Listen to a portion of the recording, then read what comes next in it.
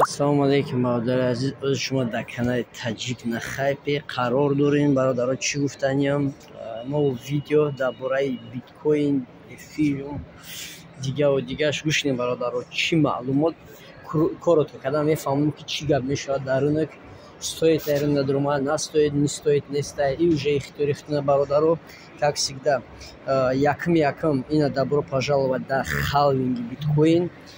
Чӣ гуфтанем бародаро, шуро аҳамият ден промежутки мисол 4 рӯз пеш, имрӯз 24 май, так оли имрӯза расчёт карда нестам, фақат баъди халвинг нигоҳ кунед 21, 29, 17, 16 ҷада уже блок безе пур карда буда, ҳама майнеро подключить шидаги будан.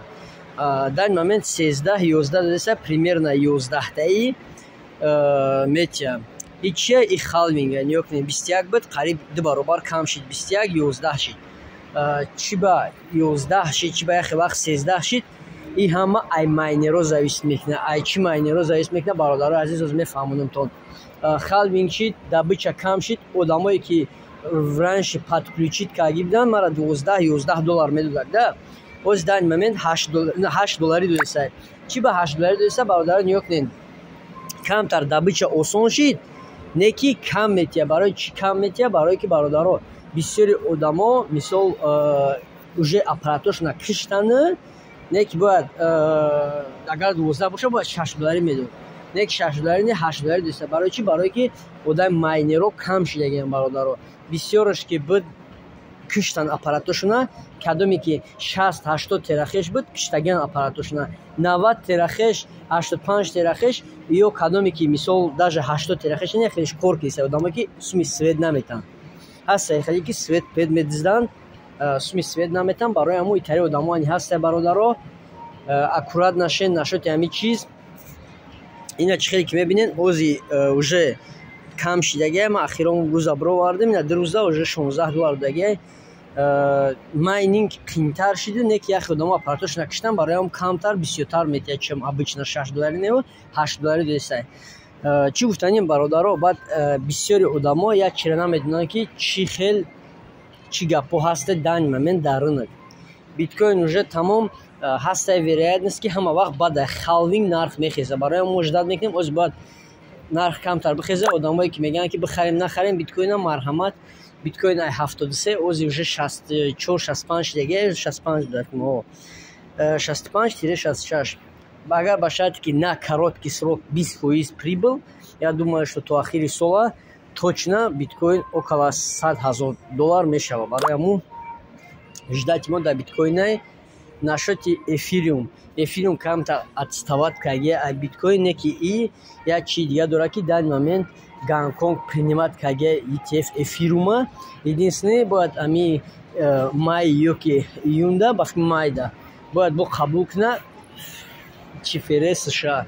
Барои ҳамун чикор кардан дар кора бародаро чӣ советон метем, мисол эфириума биқапен, вақте ки принимат кунад камтар эфириум мехеза. баъд ҷая гапае ки уже китоб медонанд ки точно эфириум қабул мешава. Барои ҳамун ранги бичхеле ки биткоина уже кашидан в итоги як ғалти бохест, историяи скорее всего эфириум ҳам хе мешава. Барои ҳамун эфириум скоро худаш бо як намуд обновление дора.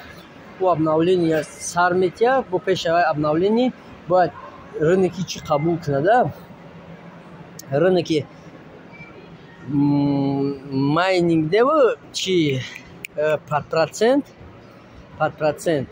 беғайр аз аю бо ETF уже Америка қабул мекунад. Ози Хитой қабул кард, яъне ки Хитой покупкош беҳад бисёра.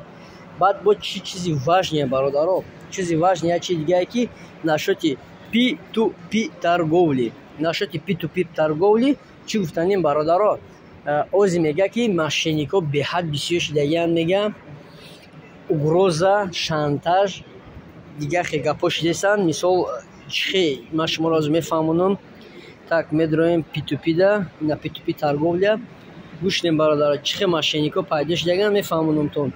Шумо дар ин момент продажара мондагиен, продажаи на Сбербанк примерно, да, медроем ами одам дада 100 доллари продажа меҷихи оформид мекунӣ продажара. гӯшидем бародаро, вақте ки оформит кади чӣ гапҳо мешавад. Шумо да рӯй мекунанд чеке ки сума гузарондагиантон диди 29% ордер уже кадагиай неки давомаш нестай. Чӣ ба давомаш нестай бародаро? Иҷи вапроси калонай. Так мефаҳмонам ки бисёри одамо чӣ корора мекунанд. Дар момент ман ами одамда озима продажа мекунам. Медурам $30,000 да мефурӯшам $100. Нигоҳ мекунам выгодни ҳама ништяка. Баъд чӣ гап мешавад? Мада чек рӯй мекунанд. Чек рӯй мекунанд. Чека ма нигоҳ мекунам чек ҳастаю. Дар чек оз фаршиви бисёр корора кесанд. Дар чек ҳаста мега ма сума гузарондагӣ ту мега. Баъд ту мегӯӣ ки не ма да гузаштагӣ нестам. Медурои нестая мичез. Шуморо уже фан кардиам. Не ки баъд чӣ гап мешавад? Мега ки мара $1 мега рӯи кё. Баъд ту мегӯ ма ту сума гузарондагӣ нести. Мега ки мо гарячки жалба мекунем шуморо заблокировать мекунанд. Ихе чизо ҳастай. Мега шуморо заблокировать мекунанд метарсонатон. Як одамо мекунанд як хелиш намекунанд. Баъд камтар вақт мезгара камтар дертар ай горячка чӣ хеле мекунанд ки через горячка нева хичон чи аккаунти созалат мекунанд барое ки бисёри одамо ҳамин гапҳоро нашуд ҳамин гапҳо урусо шудагианда хеле салки васа кардиан. Бо тем боле ки тоҷикои худмон бисёрш намедонанд ай хеле зора. Чӣ гап мешава бародаро? Ай горячка менависанд ки мы будем заблокировать или вы пропускаете транзакцию, мисол суми калон нестай даҷа бародаро. Примерно чӣ хеле чанд сум мондагиай. Барои аму чӣ гуфтанем бародаро? Инаи 5,000 мондагиай, 15,000 мондагиай да.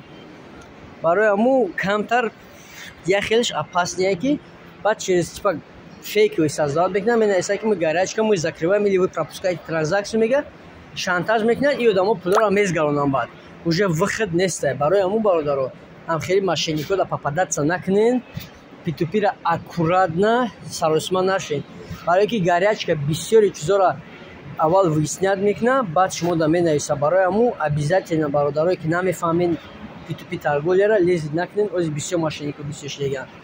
Барои аму и дим вариантай ки мисол шуморо метавонам хеле фанд кунам. Барои аму худтона ба даст бигирем бародаро эҳтиётона P2P да савдо кунем. Дальше чай? Дальше бародаро нашоти ноткоин ахири моҳ да бояд листинг шава. Ман рости гап худам ганда ждат кесам.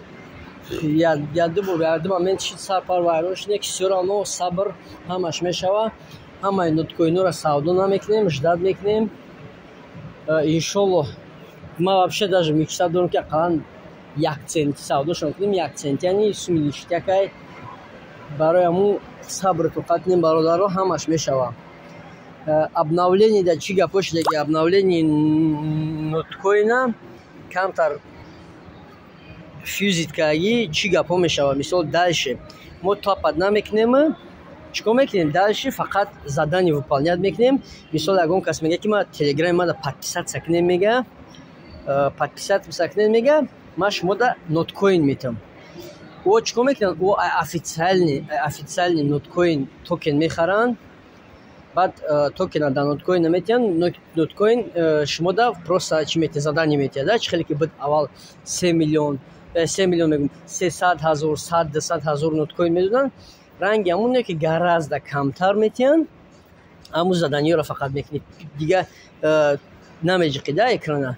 Фақат задание выполнять мекунӣ. История ҳам хеле мешава. Баъд какие-то NFT дигаву дигашай.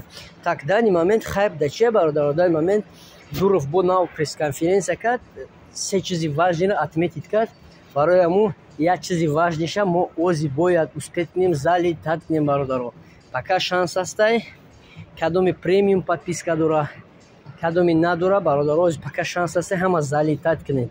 Боз ма шуморо ишон метавонем чоканда курай. Сета якмаш тонкоин бихарен, дуюмаш ноткоин бояд бошад дар шотон, сеюмаш анами бози айтонай.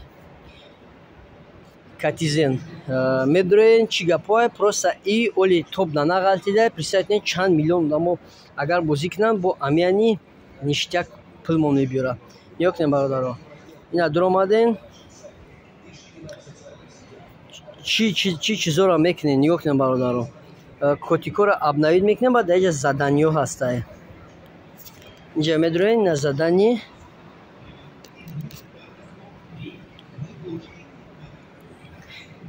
ина заданьё ҳастай. Заданияро вақте ки выполнять мекунем, ама заданьё уже выполнять премия подписка дорум 200. Вақти иёра ки гирифтем бародаро, так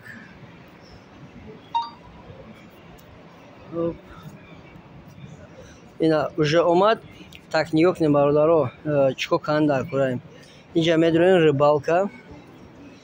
Ина ҷада ҳастай, меҷиқи старта меҷиқен. Баъд ҷада чӣ меқапен, да савдо мемонем да. Моҳи пои ҳар чӣ мехарем, да савдо мемонем. Чӣ фишка дорам мефаҳмонам то. Нигоҳ кунем бародаро. То чанди уровня бисёр кунем, бисёр пултон метиҳам. Ина нигоҳ кунем 9 10 мекунӣ, ай 10 дутара 11 мекунӣ. бо 11 хати 11 12 мекунӣ, 12 хати 12 хем меравад. Оз коти ма 17 уровне. Ама хе бисёртар мекунем. Важный роля бозӣ мекунад бародаро. Барои амун чӣ гуфтанем, ози пока шанс ҳастай залитат кунем. Ами бозира ози камта тариф кесан, не ки прибыли вазми надора. Ягон чиз просто пока шанс ҳастай бародаро. И бе пуле марҳамат бидурен, кам тупа там да як рӯз мисол як бор бидурен достаточно да. Барои амун чӣ гуфтанем бародаро, обязательно да ами бозӣ залитат кунем. Ссылкаша мемонам на всякий случай да таи видео. Нашоти телеграм канали мо бародаро фуромӯш накунед.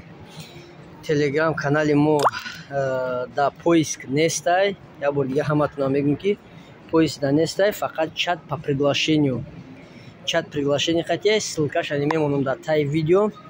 Обязательно бидроен. Бачаҳо бисёрш бозиёро ози продолжат кесан. Какие-то моменты реклама нестай.